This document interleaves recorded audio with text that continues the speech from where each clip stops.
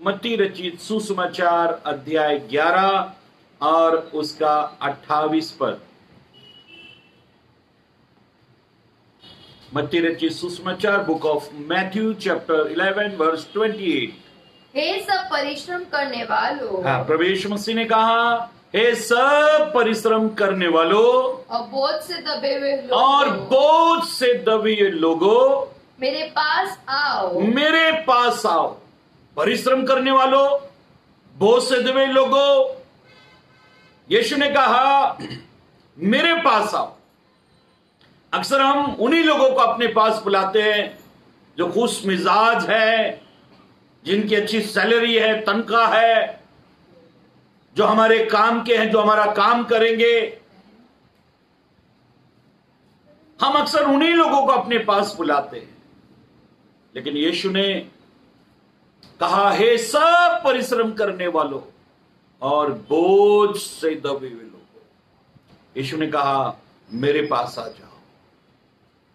सच में मेरी बहनों, मेरे भाइयों, परमेश्वर के अभिषिक्तों, पवित्र कलाम में हम पढ़ रहे हैं, यीशु ने कहा बोझ से दबे लोगों, परिश्रम करने वालों, मेरे पास आ जाओ। जब हम परिश्रमी हैं, सर का पसीना एड़ी तक आ जाता है, इतना परिश्रम करते हैं। संसार में हर व्यक्ति पेट की आग को बुझाने के लिए, अपने परिवार का पालन पोषण करने के लिए कहां कहां दर दर की ठोकरें खा रहा है। अपनी जन्मभूमि देश को छोड़कर कहां कहां लोग 2 वक्त की रोटी जो सुकून से खा सके, उसके लिए भाग दौड़ कर रहे हैं। आज का इंसान बहुत भाग दौड़ में लगा है। वो ये सोच रहा है कि मुझे सुकून, आराम की जिंदगी चाहिए। कुछ लोगों ने बहुत पढ़ाई कर ली है, कुछ लोगों ने डिग्रियां हासिल कर ली, कुछ लोगों ने व्यापार, बिजनेस करना सीख लिया कि सुकून की रोटी, आराम की जिंदगी उन्हें हासिल हो जाए। और जानते हो, ये सारी कायनात जो है, ये सारी दुनिया जो है, हमारे बाप ने बनाई है और वो जानता है कि हमें सुकून, हमें आराम कहां मिलेगा, उसे मालूम है। और यीशु ने कहा, हे सब परिश्रम करने वालों और बोझ से दबे लोगों, मेरे पास आ जाओ। हाँ, दोबारा पढ़ लेंगे। हे सब परिश्रम करने वालों, हे सब परिश्रम करने वालों और बोझ से दबे हुए और लोगों, बोझ से दबे हुए लोगों, मेरे पास आओ, मेरे पास आओ, मैं तुम्हें विश्राम दूंगा। Praise the Lord. हालेलुया। आनंद, खुशी, तसल्ली, शांति, विश्राम यीशु कहता मैं दूंगा। वो कहता बस मेरे पास आ जाओ, मेरे नजदीक आ जाओ, मेरे निकट आ जाओ, मेरे पास आ जाओ।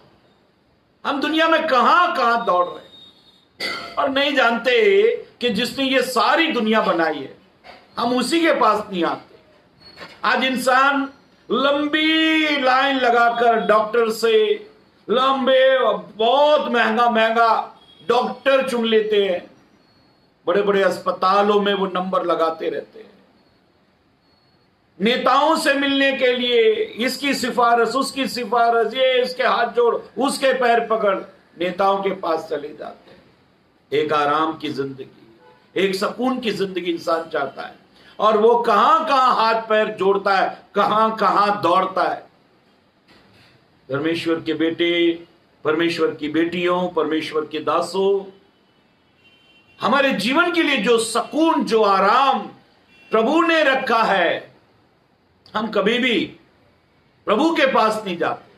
आज का इंसान सब जगह दौड़ रहा है, हर जगह दौड़ रहा है, और वो चाहता है कि उसके जीवन में सुकून, आराम, शांति उसे मिल जाए।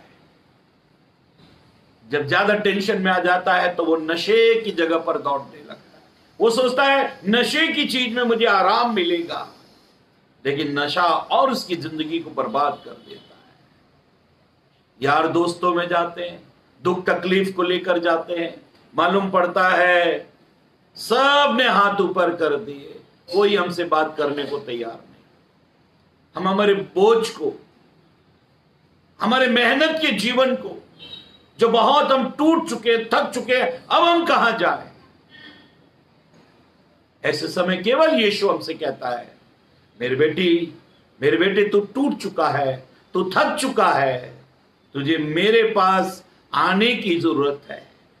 देखो, जब हम प्रभु के पास आते हैं, तब प्रभु हमसे एक बात कहता है, इसके आगे पढ़ ले। मेरा जुआ अपने ऊपर उठा लो। यीशु ने कहा कि मेरा जुआ अपने ऊपर उठा लो। जुआ का मतलब है जो बैल के कांधे पर जो लकड़ी रखी जाती है, जो बैलगाड़ी की लकड़ी जो उसके कांधे पर रखते हैं, उसको जुआ कहते हैं। अब बाइबल ये कहती है, यीशु कहता है कि मेरा जुआ अपने ऊपर उठा लो। यीशु के पास भी एक जुआ है, एक बोझ है, वो कहता है मेरा बोझ उठा लो। अरे क्या बात हुई, एक तो वैसे बोझ से परेशान है, यीशु कहता है मेरे पास आओ, मैं तुम्हें विश्राम दूंगा, मेरा जुआ अपने ऊपर उठा लो। क्यों उठाएं? आगे पढ़े। और मुझसे सीखो। मेरा जुआ अपने ऊपर उठा लो। हाँ, और मुझसे सीखो, क्योंकि मैं नम्र और मन में दीन हूँ, और तुम अपने मन में विश्राम पाओगे। तुम अपने मन में शांति, विश्राम, तसल्ली पाओगे। कई जगह जब हम जाते हैं, देखो कई जगह जब हम जाते हैं तो वहां कई चीजें केवल समीप जाने से मिल जाती है, कई चीजें हमें केवल पास जाने से मिल जाती है। देखो, आग के पास में जब हम जाते हैं तो गर्माहट मांगने की जरूरत नहीं पड़ती। आप आग के पास जाओ, आपको गर्माहट मांगने की जरूरत नहीं है, खुद ही आपको गर्मी लगेगी, क्योंकि वो आग अपने आप में गर्माहट रखती है, आपको मांगने की जरूरत नहीं है।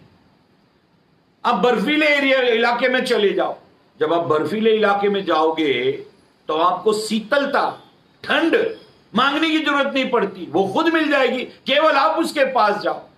आपके शहर में गर्मी है, आप कश्मीर चले जाओ, शिमला चले जाओ, ऊटी चले जाओ, अब वहां चले जाओ, वहां आपको ठंड मांगने की जरूरत नहीं पड़ेगी, शीतलता मांगने की जरूरत नहीं पड़ेगी, वहां खुद उसके पास चले जाओ, वो चीज खुद अपने आप में मिल जाएगी। आप फूल के पास चले जाते हो, फूल के पेड़ के पास जाओ, आपको सुगंध मांगने की जरूरत नहीं, खुशबू मांगने की जरूरत नहीं पड़ती, उसके अंदर वो खुशबू है। जब आप उसके पास जाते हो, उसके निकट जाते हो, तो खुशबू वो फूल के अंदर से आप तक पहुंच जाती है। परमेश्वर के लोगों, आप सोच रहे हो कि मैं किस तरीके से अपनी मुसीबत, तकलीफें, समस्याएं बताऊंगा, मुझे तो दुआ करनी नहीं आती, मुझे तो प्रार्थना करनी नहीं आती, मैं कैसे अपनी समस्याओं को प्रभु को बताऊं? परमेश्वर के लोगों, अगर आप एक मन में सच्चा आनंद चाहते हैं, अगर आप तसल्ली, शकून, आराम चाहते हैं, तो केवल आप प्रभु के पास चले जाओ, केवल आप प्रभु के पास आओ। जब आप प्रभु के पास आते हो, आपको कुछ मांगने की जरूरत नहीं। मेरा एक सवाल है, जब हम पैदा हुए तो करीबन 2 साल तक तो हमें बोलना नहीं आया, तो क्या हम भूखे मर गए? क्या हमारे मां बाप समझते नहीं थे कि हमें क्या चाहिए? जरा भी हमने रोया, कुछ भी हुआ, मां अनपढ़ से अनपढ़ मां समझ जाती है मेरे बच्चे को इस समय किस चीज की जरूरत है। शरीर में उठने वाले दर्द को या शरीर की भूख को, किसी भी तकलीफ को मां तुरंत समझ लेती है मेरे बच्चे को इस चीज की जरूरत है। सोचो, केवल वो मां की गोद में बोल नहीं सकता, 2 साल तक हमने कुछ बोलना ही नहीं आया, और 2 साल तक भी हम समझदार नहीं हुए, तो भी हमारा पालन पोषण ठीक प्रकार से किया। परमेश्वर के लोगों, कुछ चीजें हमें केवल समीप जाने से मिल जाती है, पास जाने से मिल जाती है। इसलिए यीशु ने कहा, हे सब परिश्रम करने वालों, बोझ से दुबे लोगों, मेरे पास आओ, मैं तुम्हें विश्राम दूंगा। अगर जीवन में आप विश्राम चाहते हो ना, आराम चाहते हो, तो दिन में कई बार आप प्रभु के पास जाया करो, प्रभु के चरणों में बैठा करो, प्रभु की उपस्थिति में आया करो। आपको सुकून मिलेगा, आपको आराम मिलेगा, आपका जीवन आनंद और खुशी और तसल्ली से भर जाएगा। पवित्र कलाम में, पवित्र वचन में हम ऐसा पढ़ेंगे। याकूब की पत्री अध्याय 4 और उसके 8 पद को पढ़ लें। याकूब की पत्री अध्याय 4 और उसके 8 पद को पढ़ लें। परमेश्वर के निकट आओ, हाँ, तो वह भी तुम्हारे निकट आएगा। परमेश्वर के निकट आओ, परमेश्वर के पास आओ, तो वो भी तुम्हारे पास आएगा। परमेश्वर मौका देख रहा है कि मेरा बेटा, मेरी बेटी, मेरा सेवक कब मेरे पास आता है। परमेश्वर के निकट आओ तो वो भी तुम्हारे निकट आएगा। देखो, उड़ाऊ पुत्र, एक बाप के 2 बेटे, लूका 15 अध्याय में पढ़ते हैं। जब छोटा बेटा बाप से दूर चला गया, वहां कंगाल हो गया, कुकर में सब संपत्ति उड़ा दी, खाने को कोई कुछ नहीं दे रहा, सुअरों का जब खाना खा रहा था, जब पिता के पास वापस आया, जब वो पिता के पास अभी दूर ही था कि पिता ने उसे दौड़कर गले लगा लिया। ऐसा नहीं लिखा कि बेटा दौड़ा, लेकिन ऐसा लिखा है बाप दौड़ा। बाप ने दौड़कर अपने बेटे को गले लगा लिया। परमेश्वर के लोगों, जब आप प्रभु की तरफ समीप जाते हो, प्रभु के नजदीक जाते हो, आपको बोलने की जरूरत नहीं कि प्रभु मेरी यही समस्या है। अगर यशायाह नबी की किताब 65 अध्याय 24 पद पढ़े तो वहां लिखा है कि देख, तेरे मांगने से पहले मैं देने वाला और तेरे पुकारने से पहले मैं सुनने वाला परमेश्वर हूं। परमेश्वर के लोगों, जब हन्ना मंदिर में बैठकर रो रही थी, उसके आंसू खत्म हो गए, होठ फड़फड़ा रहे थे, हिल रहे थे। हेली को लगा ये कोई शराब पीकर आई औरत है। हेली जो याजक है, वो उसके दर्द को, दुख को समझ नहीं पाया। लेकिन मेरी बहनों, मेरे भाइयों, परमेश्वर के लोगों, खुदा ने उसके तड़पने को, उसकी वेदना को, उसकी नाम धराई को, जब वो प्रभु के भवन में आई तब जान लिया और एली के द्वारा कहा कि अब की ऋतु में नियुक्त किए गए समय पर तो अपनी छाती से एक बेटे को लगाई। परमेश्वर के लोगों, आप प्रभु के निकट आओ, अपनी समस्याओं को लेकर यहां वहां मत भागो, बड़े बड़े अस्पतालों की तरफ मत जाओ, बड़े बड़े डॉक्टरों की तरफ मत जाओ, अधिकारियों के पीछे मत दौड़ो। जब तुम अपनी समस्या में पड़ते हो तो प्रभु के पास आओ। बाइबल कहती है, परख कर देखो कि यहोवा कैसा भला है। क्या ही धन्य है वो इंसान जो उसकी शरण में आता है। आप परमेश्वर को टेस्ट करो, आप परमेश्वर को चखो, आप परमेश्वर को परखो, आप उसके पास आओ। बाइबल कहती है, धन्य है वो व्यक्ति जो उसकी शरण में आता है। आप प्रभु के चरणों में आओ, आप प्रभु के पास में आओ। मुझे याद आती है घटना, एक बहुत अमीर व्यक्ति, रात के 2 बज रहे, उसको नींद नहीं आ रही। और ऐसा हुआ कि उसने अपने बंगले में से कार निकाली और वो कार लेकर रास्ते से जाने लगा। जब वो जा रहा था तब उसे एक सड़क के किनारे एक चर्च दिखाई दिया, एक प्रार्थना भवन दिखाई दिया, और उसने देखा कि उसकी लाइट जल रही है। तब इसने वो चर्च के बाहर कार रोकी और अंदर सोचा थोड़ी देर चर्च में बैठता हूं, थोड़ा सुकून मिल जाएगा। और वो जैसे ही चर्च के अंदर गया तो वहां देखा एक आदमी रो रहा है, और रोते रोते वो प्रार्थना कर रहा है कि प्रभु, हे प्रभु, मेरी पत्नी को मैंने 1 सप्ताह पहले, 1 वीक पहले, 1 सप्ताह पहले मैंने मेरी पत्नी को अस्पताल में एडमिट किया। सारी रिपोर्टें जांच होती रही, ये रिपोर्ट हो, अब जाके मालूम पड़ा कि उसको एक ऑपरेशन की जरूरत है। प्रभु, जांच में मेरे पास जितने पैसे थे वो सब खर्च हो गए। डॉक्टर ने कहा 50,000 रुपए जमा कराओ, ऑपरेशन होगा, तुम्हारी पत्नी ठीक हो जाएगी। प्रभु, जांच में ही सारे मेरे पैसे खर्च हो गए। जो रिपोर्टें आई, जो खर्चा हुआ, उसमें मेरे सारा पैसा खर्चा हो गया।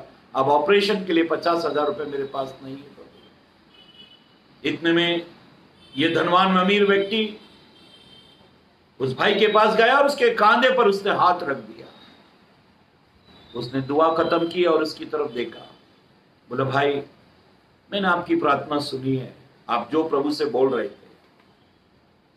इसने अपनी कार के पास गया, चेक बुक निकाली, 50,000 रुपए साइन, 50,000 रुपए से भरकर साइन की और कहा, ये लो 50,000 रुपए का चेक है, कल जाकर आप बैंक से पैसे निकाल कर अस्पताल में भर दो।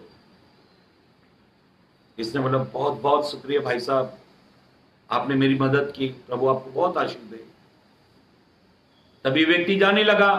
तब इसने कहा, रुको, अगर और पैसे की तुम्हें जरूरत पड़े, और पैसे की अगर जरूरत पड़े तो ये मेरा कार्ड है, ये मेरा एड्रेस है, इस पर आ जाना। इसने कहा, ये व्यक्ति कहने लगा जिसकी पत्नी बीमार थी, उसने कहा, भाई साहब मेरे पास एड्रेस है। वो बड़ा ताज्जुब हुआ, मेरा एड्रेस? उसने कहा, भाई आप मुझे जानते हो? उसने कहा, नहीं। तो फिर मेरा एड्रेस आपको कैसे मालूम? जानते हो ये क्या कहता है? मुझे उसका एड्रेस मालूम है जिसने आपको 2 बजे रात की आपकी नींद उड़ा दी, आपको ये चर्च में भेजा और 50,000 रुपए देने के लिए आपके मन में ये बात डाल दी। उसका एड्रेस मुझे मालूम है। अगर मुझे जरूरत पड़ेगी तो मैं यहीं आऊंगा, इसी चर्च में मैं प्रार्थना करने आऊंगा। देखो मेरी बहनों, मेरे भाइयों, अगर हम में से कोई एक होता तो वो जो विजिटिंग कार्ड दे रहा था हम तुरंत ले लेते। अरे ये आदमी तो काम का है, बुरे वक्त में ये काम आएगा। लेकिन इस व्यक्ति ने उससे कार्ड नहीं लिया, उसका एड्रेस नहीं लिया, लेकिन उसका एड्रेस ले लिया जिसने सारी दुनिया को बनाया। परमेश्वर के लोगों, कहां कहां बैठते हो आप, कहां कहां घूमते हो आप? देखो हर व्यक्ति अलग अलग टाइप का व्यक्ति है। जैसे के पास में, जैसी की संगति में आप बैठोगे वैसा असर होते जाएगा। आप भिखारी के पास बैठ जाओ 10 मिनट, आप भिखारी के पास थोड़ी देर बैठो, आपको ऐसा लगेगा जिंदगी बहुत कठिन है, जिंदगी बहुत कठिन है भाई, जिंदगी नहीं जिया जाएगा, बहुत कठिन है। वो एक एक सिक्का जमा करता, हम सोचते भाई एक एक सिक्का ये जमा कर रहा है, बोला सबकी तरफ हाथ कर रहा है, कितनी जिंदगी कठिन है। आप शराबी के पास जाके थोड़ी देर बैठ जाओ, आपको ऐसा लगेगा जिंदगी बहुत आसान है, क्योंकि उसे कोई पड़ी नहीं है, उसे किसी से कोई लेना अपना पड़ा है। कोई बोले उसे तेरी पत्नी मायके चली गई, तुझे छोड़कर, तेरे बच्चे चले गए, तेरी नौकरी चली गई, तेरा मकान बिक गया, ऐसा हो गया, ये हो गया, वो हो गया, जितनी भी मुसीबत है, कुछ नहीं कुछ नहीं, वो अपने में मस्त है। तब आपको लगेगा अरे जिंदगी बड़ी आसान है यार, शराब पियो, जिंदगी बड़ी आसान है, इसी को किसी की कोई पड़ी नहीं है। जब आप भिखारी के पास बैठो तो आपको मालूम पड़ेगा, जब आप भिखारी के पास बैठो तो आपको मालूम पड़ेगा जिंदगी बहुत कठिन है यार, कैसे जिंदगी जी रहा है। आप शराबी के पास बैठ जाओ, आपको मालूम पड़ेगा कि जिंदगी इतनी सरल है यार, शराब पियो सब भूल जाओ, सब भूल जाओ।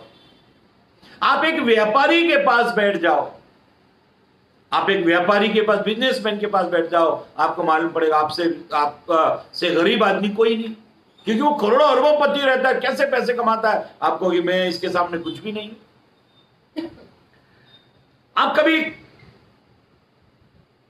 प्रभु के दास के पास बैठ जाओ, परमेश्वर के दास के पास बैठ जाओ, आपको ऐसा लगेगा सब कुछ त्याग कर, सब कुछ छोड़कर बस प्रभु की सेवा करनी चाहिए। सब कुछ छोड़ दो, प्रभु की सेवा करो, क्या रखा है दुनिया में। आप कभी कब्रिस्तान जाकर थोड़ी देर बैठ जाना, सब चीजों से आपका दिल हट जाएगा। बोले अंत तो यार यही है। देखो आप जैसी जगह पर जाओगे ना, जीवन में वैसा अनुभव आपके आ जाएगा। आप जैसी जगह पर जाओगे वैसा अनुभव आपके जीवन में आ जाएगा। आप शराबी के पास बैठो, आपको ऐसा लगेगा बस शराब पियो, सब गम दूर। जब आप भिखारी के पास बैठ जाओ तो आपको लगेगा जिंदगी बड़ी कठिन है। जब आप कब्रिस्तान में चले जाओ तो आपको ऐसा लगेगा सब बेकार है, सब बेकार है। क्या पढ़े लिखे, देखो ये इतना पढ़ा लिखा ये कब्र में सो रहा है, ये देखो इतना बड़ा नेता था कब्र में सो रहा है, ये देखो इतना नामचीन व्यक्ति कब्र में सो रहा है। क्या फायदा, क्या फायदा। आज मैं अखबार पढ़ रहा था, न्यूज मालूम पड़ा कि इसी चंद दिनों में 16 फिल्म एक्टर मर गए। 16। बताओ, एक तो हट्टा कट्टा बॉडीगार्ड, लंबा चौड़ा तगड़ा, बॉडी उसकी, अचानक रात को हार्ट अटैक आया, सोया और सोते का सोता रह गया, सुबह मालूम पड़ गया मर गया। परमेश्वर के लोगों, आप किसके पास जाओगे कि आपको सुकून मिले, आराम मिले? दुनिया में आप कहीं भी चले जाओ, आराम नहीं है, सुकून नहीं है। शराबी की शराब उतर जाती, फिर वो परेशान हो जाता है। परमेश्वर के लोगों, पवित्र ग्रंथ बाइबल में, परमेश्वर के कलाम में ऐसा लिखा है। पढ़ लेंगे एक पद को, अय्यूब की किताब 22 अध्याय और 21 से पढ़ेंगे। अय्यूब की किताब अध्याय 22-21 से पढ़े। Book of Job chapter 22 verse 21 to onward. उससे मेल मिलाप कर, अभी बाइबल ये कहती है कि परमेश्वर से मेल मिलाप कर, तब तुझे शांति मिलेगी। हमें शांति कहां मिलेगी? व्यापार, बड़ा व्यापार खड़ा कर लो, शांति नहीं मिलने वाली। डॉक्टर, इंजीनियर, वैद्य बन जाओ, बड़े सेलिब्रिटी नेता बन जाओ, शांति कहां से लाओगे?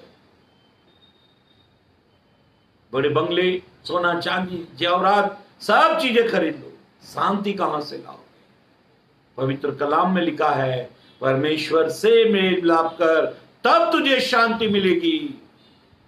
हाँ, और इससे तेरी भलाई होगी। और इससे तेरी भलाई होगी। उसके मुंह से शिक्षा सुन ले। परमेश्वर के मुंह से शिक्षा सुन।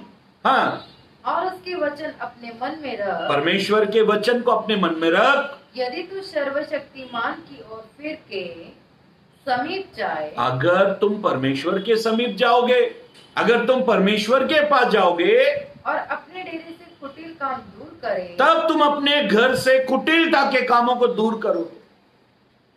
आपके जीवन में अगर कुछ भी गलत हो रहा है, अगर आप गलत चल रहे हो, आपका परिवार गलत चल रहा है, तो ये फिल्म देखने से मालूम नहीं पड़ेगा।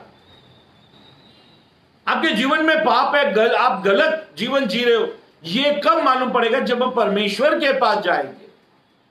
जैसे डॉक्टर के पास जाने से आपको आपकी बीमारी मालूम पड़ती है, वैसे परमेश्वर के पास जाने से आपको आपके जीवन में किया गया पाप मालूम पड़ता है। जब तुम सर्वशक्तिमान परमेश्वर के समीप जाए, तब डेरे से कुटिलता के काम को दूर कर, तो तू बन जाएगा। तो तू बन जाएगा। तो अपनी अनमोल वस्तुओं को, देखो, जब हम परमेश्वर के पास जाते हैं तो बाइबल ये कहती है कि तू अपनी अनमोल वस्तुओं को धूली पर वरन ओपीर का कुंदन भी नालों के पत्थरों में डाल, वरन ओपीर के कुंदन को भी तू गटर में, नाले में फेंक दे। तब सर्वशक्तिमान आप तेरी अनमोल वस्तु, तब सर्वशक्तिमान परमेश्वर आप तेरी अनमोल वस्तु और तेरे लिए चमकीली चांदी होगा, और तेरे लिए चमकीली चांदी होगा। मेरी बहनों, मेरे भाइयों, परमेश्वर के लोगों, परमेश्वर के बिना आप ना तो धनवान हो, ना तो आशीषित हो। परमेश्वर के बिना मैं और आप कुछ भी नहीं है। हम परमेश्वर के बिना कुछ भी नहीं है। यूहन्ना 15 अध्याय 5 पद में यीशु ने अपने शागिर्दों को एक बात सिखाई कि तुम मेरे बिना कुछ भी नहीं कर सकते, तुम मेरे बिना जीरो, नीलो, शून्य हो। हम परमेश्वर के बिना कुछ भी नहीं है। इसलिए यीशु ने कहा मेरे पास आओ, हमें परमेश्वर के पास आना है। हाँ, आगे पढ़ेंगे। तब तू सर्वशक्तिमान से सुख पाएगा, तब तू सर्वशक्तिमान से सुख पाएगा। देखो, सुख दो प्रकार के होते हैं। एक हमारे द्वारा की कमाई हुई चीजें, उसको हम कई बार सुख समझ बैठते हैं। वो सुख नहीं है मेरी बहनों मेरे भाइयों, वो सुख नहीं, वो सुविधा है। जो मैंने और आपने प्राप्त की वो सुख नहीं है, वो तो सुविधा है। आप 2 लाख का पलंग बेड खरीद लोगे, नींद कहां से लाओगे? आप हजारों किलो राशन भर लो, तेल, आटा, गेहूं, चावल, अच्छी से अच्छी साग सब्जियां, मटन, दूध, घी, अखरोट, काजू बादाम, सब कुछ भर लो। अब डॉक्टर के पास जाओ, वो कहेगा नमक नहीं खाना, इसका मतलब खाने में फीकापन। वो कहेगा तेल नहीं खाना, वो कहेगा शक्कर मीठा नहीं खाना। जानवर की तरह जिंदगी जी रहा आज का इंसान। बाइबल कहती है तब तू सुख पाएगा। सुख परमेश्वर देता है। भजन 37:4 में लिखा है, परमेश्वर को अपने सुख का मूल जान, तब परमेश्वर तेरी सारी मनोरथों को पूरा कर देगा, तेरी हर इच्छा को पूरा करेगा। लेकिन तुझे यह मानना पड़ेगा कि सुख परमेश्वर से आता है। हम परमेश्वर के पास ही नहीं जाते, हम परमेश्वर के निकट ही नहीं जाते। देखो, जब हम परमेश्वर के निकट जाते हैं तब हमें मालूम पड़ता कि मैं दुनिया में कितनी कीमती चीज हूं, मैं कितना कीमती हूं दुनिया में। परमेश्वर के पास जाने से आपको मालूम पड़ता है। फिर आप ये गंदी गंदी चीजें, शराब, बीड़ी, तंबाकू, चरस, अफीम, गांजा, नशे की चीजें आप अपने जिस्म से, शरीर से अलग करते हो, क्योंकि आपको मालूम पड़ता है आप बहुत कीमती हो। अब ये गंदी चीजें मैं क्यों खा रहा हूं? परमेश्वर के समीप जाने से आपको आपकी कीमत मालूम पड़ती है। देखो, एक मक्खी, आप सब्जी ले रहे हो और वो मक्खी तराजू पर बैठ जाए, आपको कोई फर्क नहीं पड़ता। मक्खी को कोई फर्क नहीं पड़ता, मक्खी वहां बैठ गई, कोई फर्क नहीं पड़ता। लेकिन वही मक्खी, अगर आप 1 तोला सोना ले रहे हो और वो मक्खी वहां बैठ गई, सोना का भाव उसे मालूम पड़ जाएगा। आप वो मक्खी को भगाने की कोशिश करोगे, क्योंकि वो मक्खी थोड़ा बहुत सोने का इधर उधर वो तराजू कर देगी।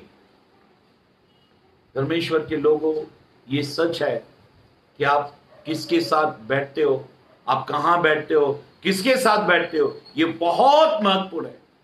पहला कुरिन्थियों 15 अध्याय अगर आप 33 पद पढ़े तो लिखा है, बुरी संगति अच्छे चरित्र को बिगाड़ देती है। आपका उठना बैठना किसके साथ है? अगर आप संसार के लोगों के साथ उठते बैठते हो, परिवार, खानदान, पढ़े लिखे, ज्ञानवान, बुद्धिमानों के साथ उठते बैठते हो और अकड़ते हो, अरे मेरी पहचान ऐसे में, हम तो रईस लोगों में उठते बैठते हैं। अगर आप ऐसे परमेश्वर को छोड़ आप कहीं भी उठते बैठते हो, एक दिन आप जीरो, नील, शून्य हो जाओगे। जिन पर आप पकड़ रहे हो वो आपके समीप भी नहीं फटकेंगे। देखो, ये कोरोना, कोविड-19 बीमारी जो आई, अगर डॉक्टर लिख के दे देना आप पॉजिटिव हो, तो आपकी पत्नी, आपका पति, मेरा लाडला, मेरा जानू, मेरा मोनू, ये सब छोड़कर भाग जाएंगे, कोई नजदीक नहीं आएगा। बस डॉक्टर लिख के दे दिए पॉजिटिव है, सब छोड़कर भाग जाएंगे। आपके बर्तन अलग, कपड़े अलग, साबुन अलग, खाना अलग, कमरा अलग, सब अलग अलग हो जाते हैं। केवल सर्दी खांसी आपको हो जाए, सब अलग हो जाए। आप घर में 2 छींक के बाद तीसरी छींक दो, छींक कर दो तो बस सब घबर जाएंगे, ये कौन है, सब आपसे अलग हो जाएंगे। परमेश्वर के लोगों, परमेश्वर के बेटे बेटियों, अपने जीवन में समय निकालो। दानियल दिन में 3 बार, एक दिन में कम से कम 3 बार परमेश्वर के समीप जाया करता था, परमेश्वर के नजदीक जाया करता था। इसलिए बाइबल कहती है, परमेश्वर से मेल मिलाप कर ले, तब तुझे शांति मिलेगी। मेरी बहनों, मेरे भाइयों, यीशु ने कहा, ये सब परिश्रम करने वालों और बोझ से दबे लोगों, मेरे पास आओ, मैं तुम्हें विश्राम दूंगा, मैं तुम्हें आराम दूंगा। अगर आप एक सच्चा आनंद चाहते हो, सच्चा विश्राम चाहते हो, तो केवल प्रभु के पास आओ, प्रभु के पास आओ।